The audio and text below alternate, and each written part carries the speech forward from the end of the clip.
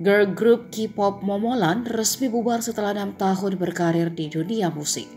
Keenam anggota Momoland, Hyebin, Jen, Nayun, Jui, Ahin, dan Nancy menuliskan pesan surat tulisan tangan kepada fansnya. Mereka meminta maaf kepada Marys, penggemar Momoland, atas berita pembubaran grup. Meski telah memutuskan untuk mengambil jalan sendiri menuju impian masing-masing, Momoland akan selalu menjadi sebuah tim. Mereka secara tulus berterima kasih kepada Marys karena telah memberi mereka kenangan berharga dan berada di sisi Momoland selama 7 tahun terakhir.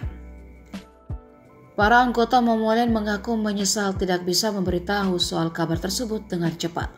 Mereka mengetahui bahwa penggemar selama ini menantikan kembali Momoland merilis karya baru.